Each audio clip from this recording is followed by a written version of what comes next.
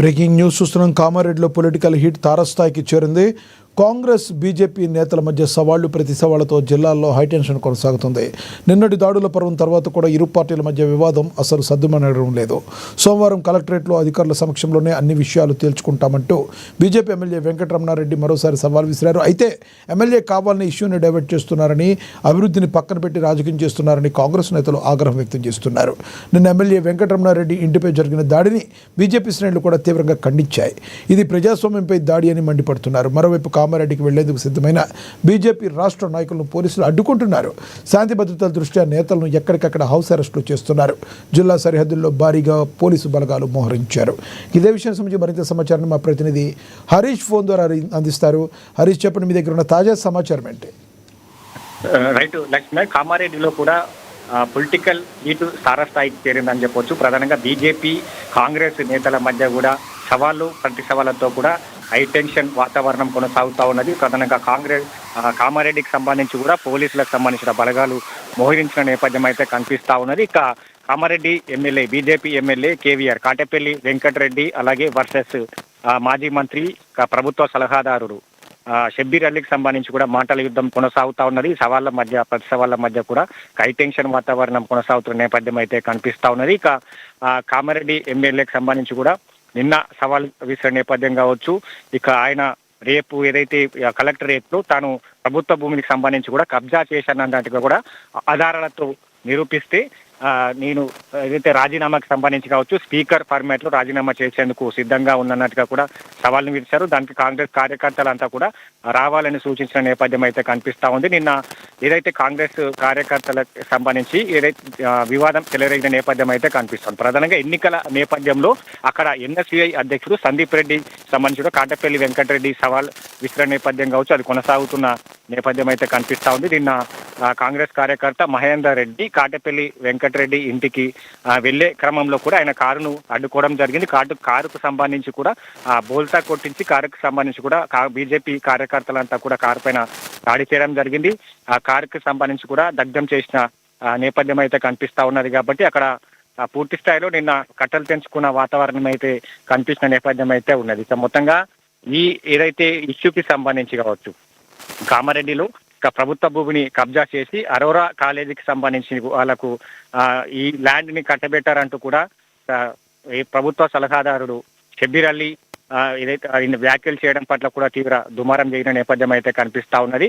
ప్రధానంగా కామారెడ్డి క్యాంపు కార్యంలో కూడా వెంకటరెడ్డికి సంబంధించి కూడా ఆయనను హౌస్ అరెస్ట్ చేసిన నేపథ్యం అయితే కనిపిస్తా ఉంది. ఇక్కడ మరోవైపు ఈటెల రాజేందర్ కి సంబంధించి కూడా హౌస్ అరెస్ట్ చేశారు. ఇక బీజేపీ చీఫ్ రామచందర్ రావుకి సంబంధించి కూడా హౌస్ అరెస్ట్ చేసిన నేపథ్యం అవుతుంది. ప్రధానంగా కామారెడ్డిలో బీజేపీ ఎమ్మెల్యే వెంకటరెడ్డికి సంబంధించి కూడా పరామర్శించేందుకు వెళ్లేందుకు ప్రయత్నించిన వారంతా కూడా హౌస్ అరెస్ట్ చేస్తున్న నేపథ్యం అయితే కనిపిస్తా ఉంది. ఇక ప్రధానంగా దీంట్లో 260 ఎకరాల భూమికి సంబంధించి కూడా విద్యా సంస్థలకు సంబంధించి ఏదైతే 28 ఎకరాలకు సంబంధించిన భూమిని అరోరా కాలేజీకి సంబంధించి కూడా కాటపల్లి వెంకటరెడ్డి కట్టబెట్టారు. ఇక దాని ప్రభుత్వ భూమికి సంబంధించి కూడా అరోరా యాజమాన్యానికి సంబంధించి కూడా కట్టబెట్టారు అన్నట్టుగా కూడా కాంగ్రెస్ కార్యకర్తలు కావచ్చు, అక్కడ ప్రభుత్వ సలహాదారుడు మాజీ మంత్రి షబ్బీర్ అలీ వ్యాఖ్యలు చేయడం జరిగింది. ఇక ఆయన అభివృద్ధి కార్యక్రమాలను పక్కన పెట్టి ఇట్లాంటి కబ్జాలకు తెరలేపుతా ఉన్నట్టుగా కూడా ఆయన వ్యాఖ్యలు చేయడం పట్ల కూడా తీవ్ర దుమారం చెలరేగిన నేపథ్యం అయితే కనిపిస్తా ఉన్నది.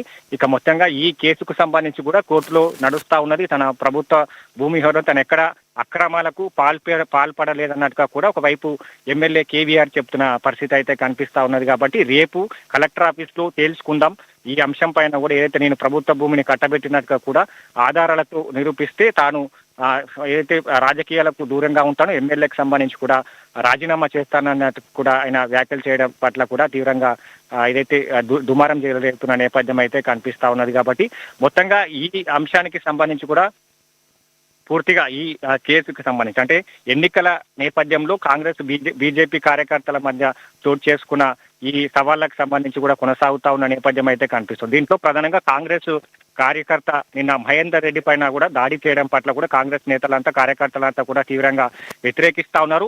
ఇక మరోవైపు ఆర్మూర్ ఎమ్మెల్యే సంబంధించి కూడా ఆయన వ్యాఖ్యలు చేయడం జరిగింది.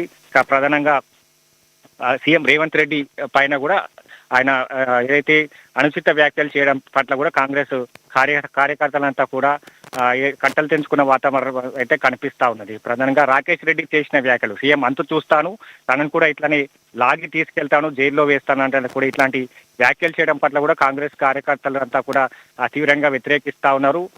పరస్పర సంబంధించి కూడా దాడులకు పాల్పడుతున్న నేపథ్యంలో పోలీసులను ఇరువైపులకు సంబంధించి కూడా కట్టడి చేసేందుకు భారీగా కామారెడ్డిలో పోలీసులు మోహరించిన నేపథ్యం అయితే కనిపిస్తా ఉన్నది. కాబట్టి మొత్తంగా ఈ అంశానికి సంబంధించి కూడా ఏ విధంగా సద్దు మణుగుతా ఉన్నది, ఎందుకంటే నిన్న నుంచి కొనసాగుతా ఉన్నది, ఈ రోజు సద్దు మణుగుతా అనుకున్నారు. ఈ రోజుకు సంబంధించి కూడా అక్కడ బీజేపీ నేతలంతా కూడా కేవీఆర్ క్యాంప్ ఆఫీస్ కి వెళ్లేందుకు సిద్ధమైన నేపథ్యం వాళ్ళంతా కూడా హౌస్ అరెస్ట్ చేస్తా ఉన్నారు. మరోవైపు సీఎం రేవంత్ రెడ్డి పట్ల కూడా ఈ వ్యాఖ్యలు చేయడం ఏదైతే వ్యాఖ్యలు చేయడం పట్ల కూడా కాంగ్రెస్ కార్యకర్తలంతా కూడా కట్టలు తెంచుకున్న వాతావరణం అయితే కనిపిస్తా ఉంది. వాళ్ళు క్యాంప్ కార్యాలయానికి తరలేందుకు సిద్ధమవుతున్న పరిస్థితి ఉంది.